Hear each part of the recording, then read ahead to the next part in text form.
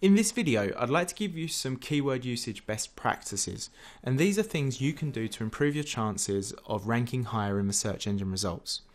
I want to start off though by explaining to you that keyword best practices is only one slice of a much bigger search engine optimization pie.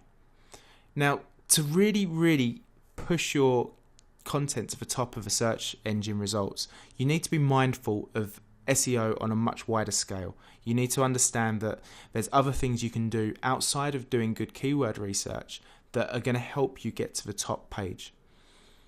With that said, if you are very new to SEO, using keyword best practices is certainly going to give you a head start and get you off on the right foot to help you improve your rankings. Here's the first one. Keyword in title. It's really important that you tell Google or Bing exactly what your article's about.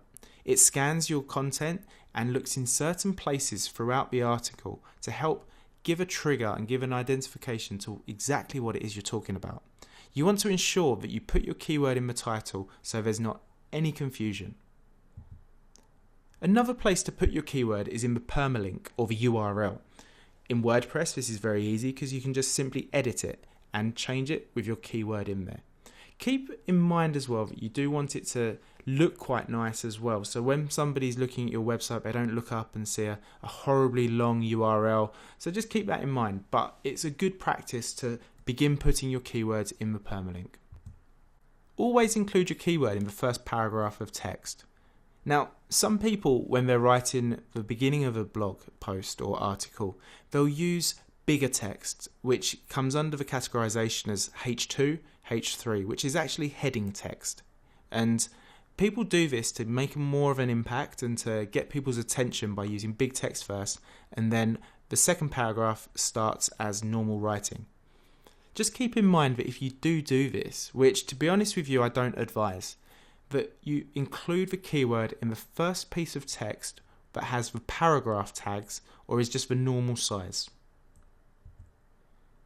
Here's one that people often overlook, and I think it's a really good idea to do it for two reasons. When you load images and put them into your content, you have the option to give a name to your image, the description. You also have an option for the alt tag, which is the alternative tag. What this basically means is if your image cannot load for whatever reason, the alt tag provides a piece of text that explains what the image is.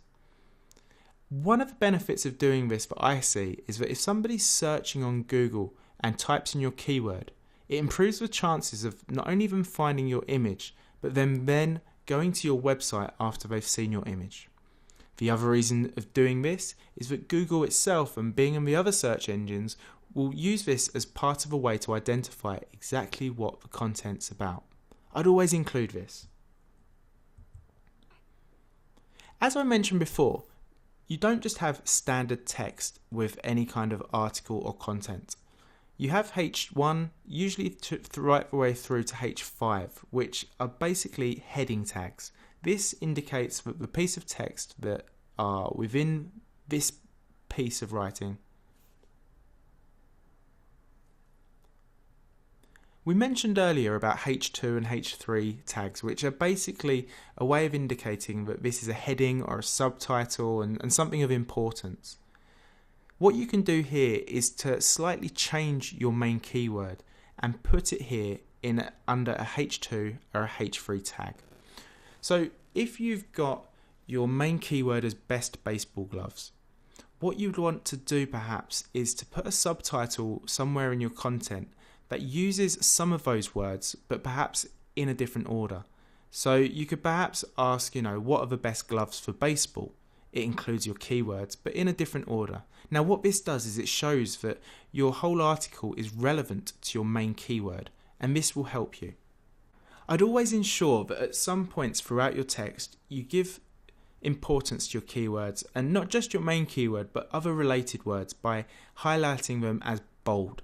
Now this again gives focus to them. So if best baseball gloves is your main keyword, I would also put in bold various keywords to do with baseball, with gloves, with the best ones, maybe even a couple of the most well-known brands that you can find or might be writing about.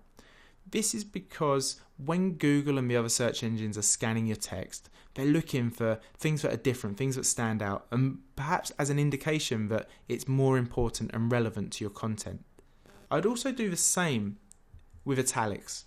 1 or 2 important keywords, put them in italic. It gives focus to them. And when you think that Google and the other search engines are really just computers scanning the text and using their certain algorithms to pick out certain elements of that text, if we know that they're looking for bold keywords and italics because it gives extra emphasis on the type of content that you have, then it's good to put that in there.